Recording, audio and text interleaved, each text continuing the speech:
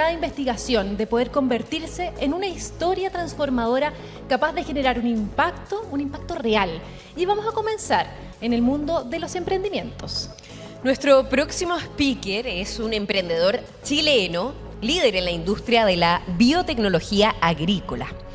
Cofundador de Neocrop Technologies, se ha dedicado al mejoramiento genético de cultivos a través de la combinación virtuosa entre biotecnología y machine learning. Un fuerte aplauso para escuchar las historias de Daniel Norero.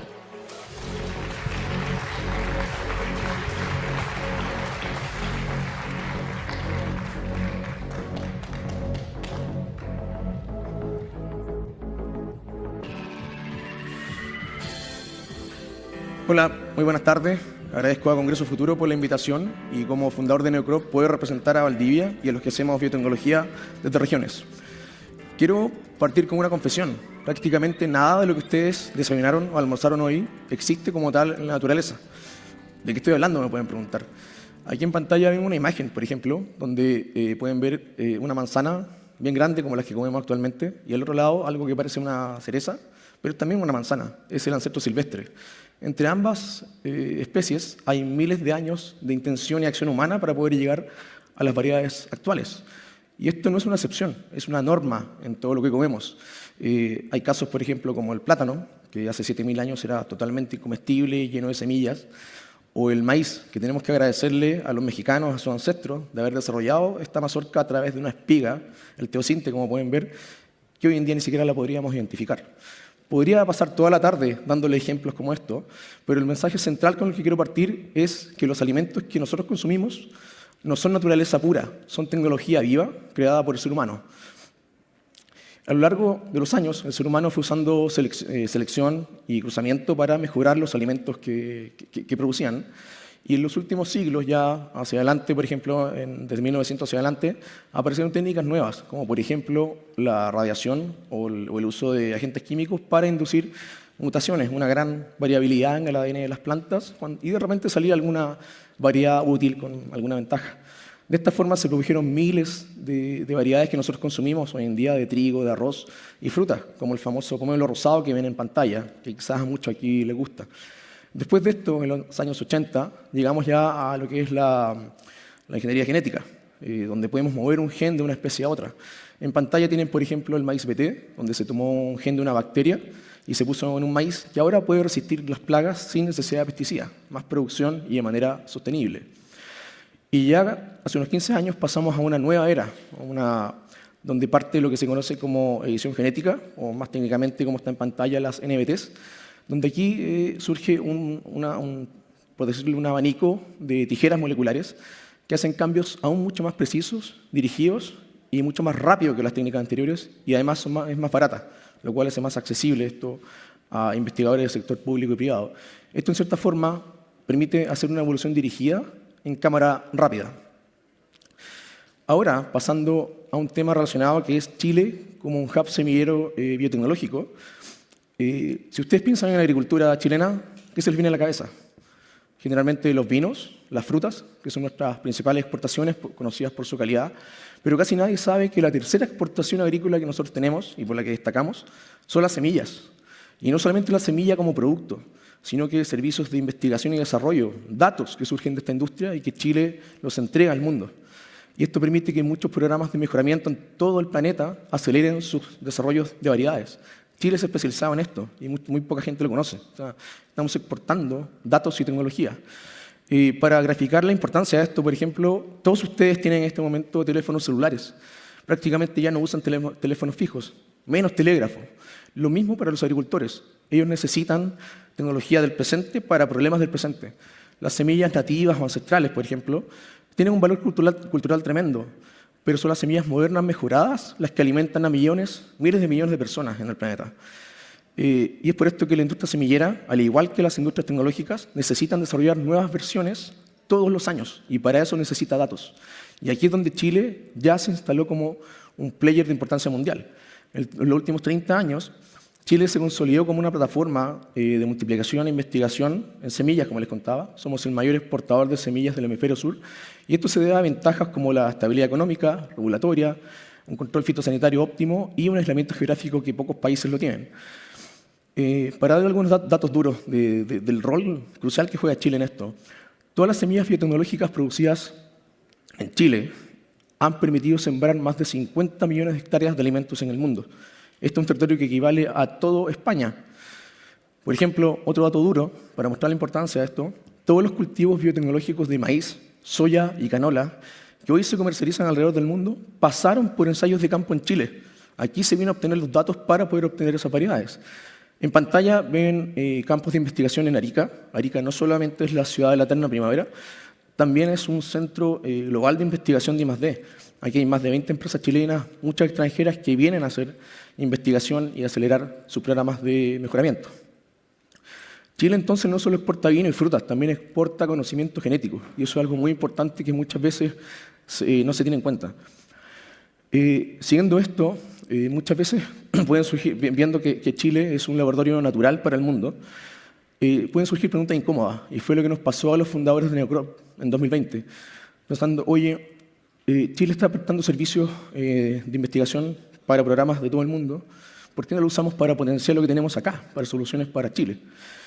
Y de esta manera, estos tres fundadores que ven en pantalla, un poco idealistas, quizás un poco locos también, se nos ocurrió tomar cartas en el asunto y empezar a trabajar, dejar de ver soluciones que solamente salían, llegaban a papers. Sin duda hay investigación en Chile en el sector público en esa época, pero que llevaba a publicaciones, nada real que estuviese llegando a las mesas o a los campos. Entonces queríamos que esto llegara de verdad a una aplicación. Y es así como, en plena pandemia, cuando el mundo se paró, decidimos avanzar y fundar esta empresa en Valdivia. Muy en resumidas cuentas, lo que desarrollamos junto a nuestros colaboradores y asesores de clase mundial fue Neutralite Engine, que es una plataforma tecnológica. Traducido, es un motor para desarrollar nuevas plantas, pero en tiempo récord. Esa es su ventaja. Los programas de mejoramiento convencional se demoran 12 a 15 años en obtener, por ejemplo, un trigo con mejores características. Nosotros lo hacemos en 4 o 5 años, lo cual es un avance crucial para la industria. ¿Cómo lo hacemos? Primero, desarrollamos un software propietario que permite leer la gran biblioteca del ADN de la planta y saber dónde ir a hacer un cambio preciso. Esto asiste a la segunda tecnología, que es la edición genética, con recetas mejoradas por nosotros, para lograr cambios en una sola generación. Y este resultado se itera y se ensaya en speed breeding. ¿Qué es el speed breeding? Me fui hacia el otro lado. Speed breeding es un sistema de producción en cámaras controladas, donde le damos las mejores condiciones de crecimiento a la planta, y en vez de esperar 5 o 6 meses para cosechar el trigo en campo, aquí lo hacemos en 2 meses, y podemos sacar 6 cosechas de trigo durante el año. Esto nos permite finalmente iterar la línea editada y tenerla lista para que pase al cliente en 1 año y medio, actualmente. A nivel comercial, si bien el equipo era más científico que financiero, hemos aprendido en el camino y hemos sabido leer el mercado. Tenemos clientes en Chile, en Argentina, ahora uno en Canadá. Y no solamente empresas del sector semillero, hemos avanzado ya con clientes del sector forestal y frutícola que están necesitando estas tecnologías. Nuestro portafolio está enfocado en mejoras nutricionales, en mejoras para desafíos climáticos, en reducir el uso de pesticidas y en mejoras de calidad. En honor al tiempo, solamente voy a destacar nuestro proyecto más avanzado, que es un trigo editado alto en fibra. ¿Y por qué quisimos aumentar la fibra? Resulta que en Chile y Argentina no llegamos ni siquiera a la mitad del consumo diario de fibra dietética, que los médicos la recomiendan porque reduce los riesgos de cáncer, de obesidad, de enfermedad cardiovascular, entre otras. Y a la vez, somos 2 países donde el consumo de pan y las harinas de masa blanca son casi sagrados en nuestra dieta. Y dijimos, oye, ¿qué tal si tomamos esos alimentos que a la gente ya le gusta consumir, no necesitamos cambiar sus hábitos, y ahí metamos la fibra? Con una empresa semillera chilena, Campex Bayer, y Buxemillas en Argentina, nos lanzamos a este proyecto y ya desarrollamos un trigo que tiene 10 veces más fibra. O sea, la misma marraqueta rica que nos gusta, en el futuro la vamos a poder comer de manera mucho más saludable. Y más allá de esto, nos da mucho orgullo que nosotros logramos un hito regulatorio en esta área. El año pasado, este trigo fue sometido a consulta regulatoria en Chile y Argentina y obtuvimos la primera luz verde regulatoria para un cultivo editado a nivel del continente americano, segundo del mundo después de China. Esto significa que este trigo queda fuera de la normativa de transgénicos y puede avanzar a mercado como un trigo normal. Y esto no lo logró una multinacional, ni una gigante estatal. Esto lo logró una startup en el sur de Chile, en Valdivia, que creo que la verdad es bastante destacable para un país como Chile.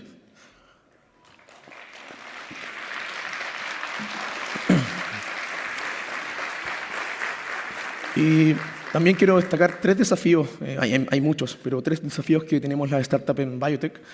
Primero, el agro es un sector muy conservador, pero a nosotros nos sorprendió que, hablando entre agrónomos y científicos relativamente jóvenes, eran algo escépticos respecto al potencial de estas tecnologías. Y entre eso surgió nuestro primer cliente, un agrónomo de más de 80 años, como lo ven en pantalla al medio, que es don Eric von Baer. Él es un mejorador genético de cereales de renombre mundial, dirige la empresa que tiene el programa más antiguo de mejora de cereales en Chile, y cuando vio lo que estábamos haciendo, se lanzó. Vio el potencial y dijo, voy. El speed breeding le sorprendió, porque de verdad, él lleva una vida viendo lo que cuesta mejorar una variedad, el descarte de material, el largo tiempo, y se lanzó con nosotros a hacer esto conjunto a un socio argentino. Quiero destacar que en el camino es muy importante los fondos públicos, que Chile ha sabido con distintos gobiernos mantener un ecosistema de fondos públicos que para nosotros es un combustible inicial. Lamentablemente en Chile el sector privado no invierte mucho en prototipos en fase muy temprana. Esperan que tenga resultados y después veamos si tenemos unas lucas. Entonces esto es muy importante para poder partir. Falta que los inversionistas en Chile, los Estados Unidos es distinto, acá se arriesguen un poco más. Esto lo digo con cariño, por si hay gente del ecosistema. Tú en Chile levantas una piedra y sale una fintech que te levanta millones de dólares. ¿Por qué esa cuestión la desarrollas en menos de un año? Pero meterte en ciencia, en deep tech, en ciencia dura, que requiere mucho capital intensivo durante largo tiempo, después hay un retorno enorme. El tema es que el inversionista nacional no le gusta mucho ese modelo. Entonces creo que ahí falta todavía y muchas veces parece un deporte de riesgo convencerlo. Eso sí, en lo que es el capital privado, yo quiero destacar a Sudrich Capital, que es un fondo reciente que confió en nosotros en nuestra primera ronda semilla en 2023, y en Sentinel, que es un fondo biotech fundado por chilenos, pero que está en Estados Unidos, y está liderando nuestra actual ronda semilla, con la cual buscamos subir los estándares y ellos quieren que pasemos a estándares norteamericanos, digamos, que la empresa vaya creciendo. Destaco y espero que haya más fondos que tomen esa iniciativa. Volviendo al rol de Chile en el futuro de los cultivos agrícolas, no quiero dejar de mencionar que a nivel de edición genética, nuevamente, Chile da sorpresas. Fuimos el segundo país del mundo que estableció un marco regulatorio para poder comercializar cultivos editados en 2017, después de Argentina.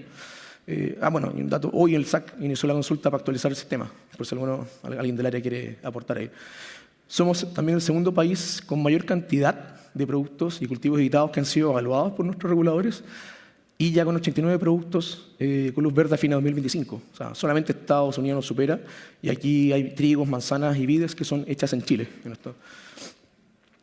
Muy rápido, en Chile ustedes pueden ver proyectos público-privados que están usando esta tecnología en distintas especies y para distintos problemas de nuestra realidad geográfica y agrícola.